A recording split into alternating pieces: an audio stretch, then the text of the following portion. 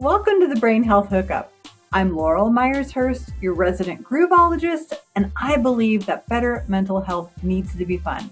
Here we talk about mental wellness, we explore the physical, emotional, and relational needs we have as humans with the science and practices that help our mental health to flourish. Plus, we dive into my signature method, groove therapy, that engages folks in groove-based music making to lift mood and lower inflammation and pain.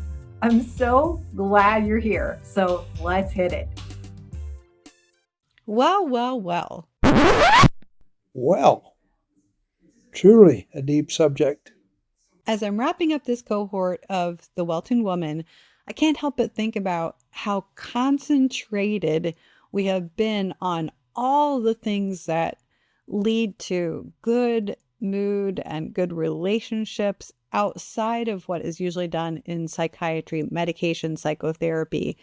We've really been addressing the fundamentals of brain biology, that is inflammation and nutrition and brain structure, specifically through primitive reflex integration and calming the triggers in our nervous system that tell us to be hyper aroused or hypo aroused, like we feel too amped up or conked out.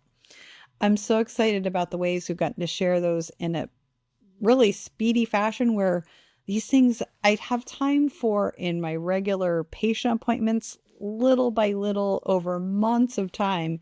Here in a very short time, a few weeks, we've been able to hit all of the major contributors to feeling, thinking, and acting better in a concentrated way. And I just want to revisit those with you, my listening audience, because in truth, these are not talked about in appointments with primary care doctors and even psychiatric care providers.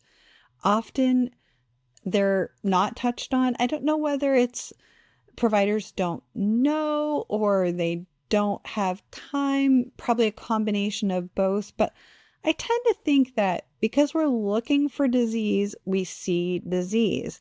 When we think about things that promote good health, physicians and nurse practitioners and other care providers, they know these things, but they don't think about what the lack of them or what not optimizing them does to us. So while they might know that phosphorus has so much to do with the coatings of the nerves and the membranes of the cells, they know the positive benefit, but they don't think about the negative or detracting features of not having those things optimized and how those might play out in your mental health. And that's really what we look for in the WellTuned Woman and in my integrative psychiatric practice. We're looking at optimizing things so that medication and long-term interventions are not needed, or they're needed to a lesser degree, and everyone's safer, happier, healthier in the end. So we talk about brain biology as a major feature of what we do. Brain biology, brain inflammation, and brain structure are the ways we can help with mood and affect. Optimized nutrition is definitely the first on the list. Little looked at features of mood problems are vitamin D, iron stores, magnesium in the red blood cells, and other minerals. These things have so much to do with how we feel, our ability to relax, our ability to initiate tasks, our ability to really experience the joy of the things that would normally make us happy.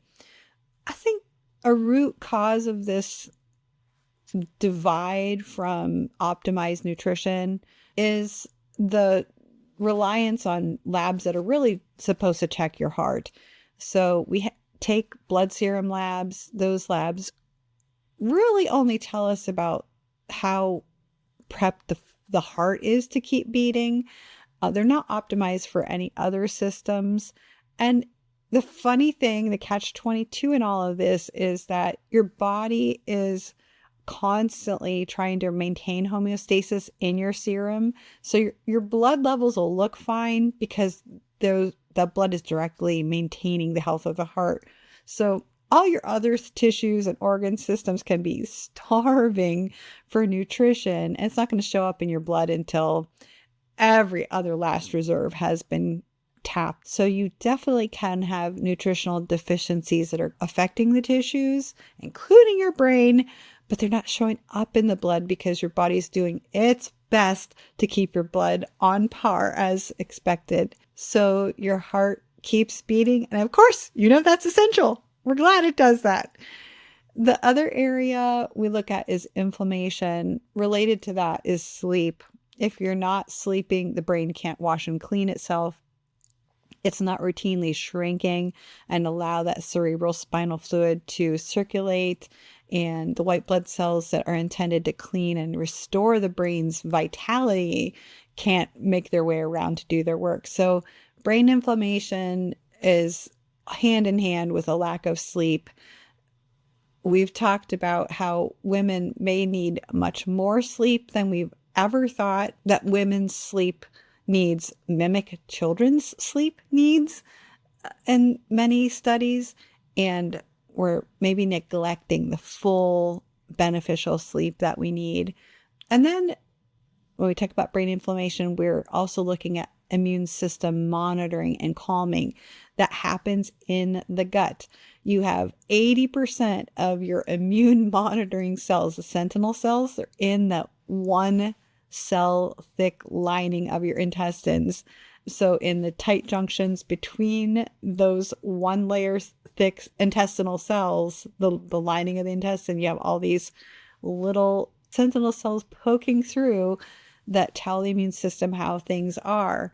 If you're getting the message from your gut that things are not right, you will have the message throughout your body that things are not right.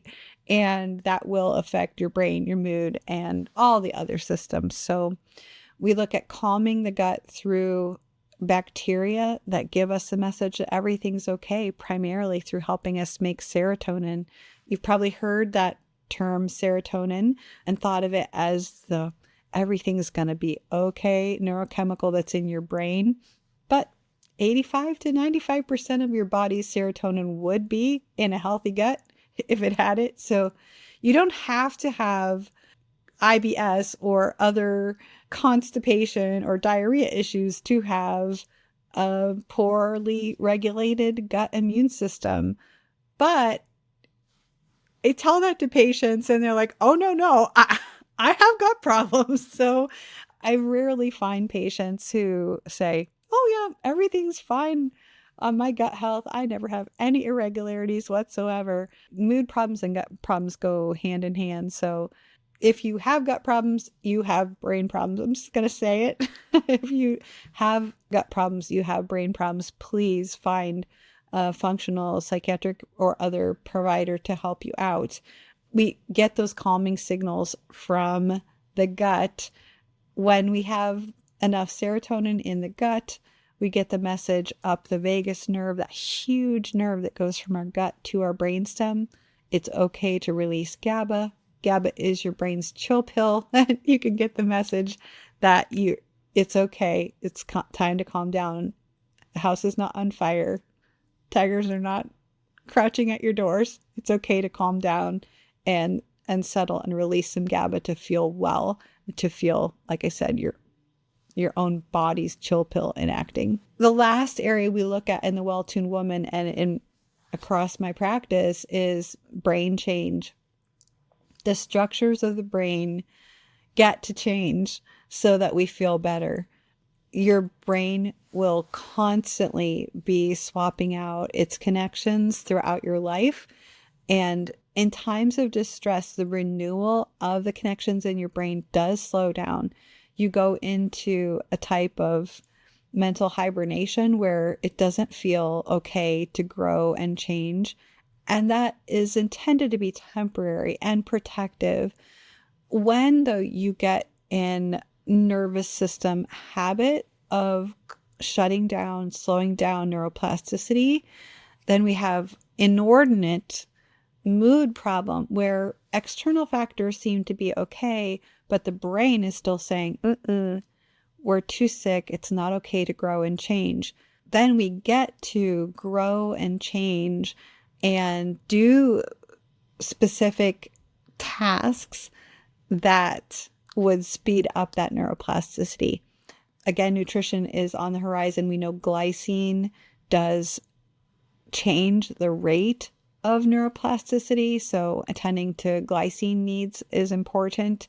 Lower body movement. When you move your lower body muscles, walking, squats, jogging, or stair climbing, but even a gentle walk will increase the brain-derived neurotropic factor, your brain's miracle grow, for about 45 minutes to an hour and a half, 300% after moving the lower body. So that's so important. The other deceptively easy way to affect brain change is bilateral movement. That means both sides of the body. So many things that we do are one-sided. Think about how asymmetrical things are, like writing or washing dishes or many other things that we do that are single-sided. Bilateral movement encourages growth and change in the brain. We can see these benefits in things like martial arts, and especially what I focus on, drumming. I think drumming is a very self-gratifying, self-motivating way of moving the body bilaterally. It engages a lot of new tracts or brain pathways between the prefrontal cortex, where you're executing and deciding, and the cerebellum of the brain, where things are easy, flowing, and hopefully fun.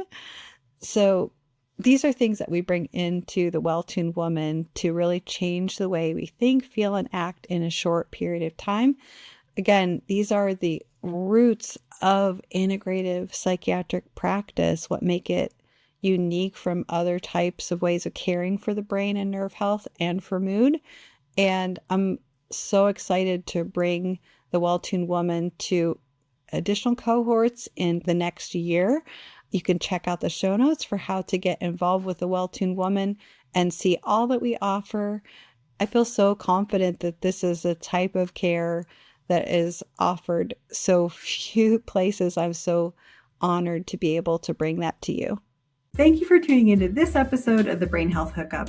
I hope this episode radiates with the conviction that generating mental wellness needs to be fun and safe. We want you to find your power and understand your innate design to flourish in everything you do. And we hope that inspires you to come back and listen for more. I'd love for you to leave a review of this podcast, as it helps the show grow to reach more people who need to make mental wellness fun. You can find a leave a review button, as well as all the YouTube visuals, bonuses, and ways we can help to support you on our website, podcast.grooveforhealth.com. I appreciate you more than words can say. See you next time, and remember, together we have everything we need.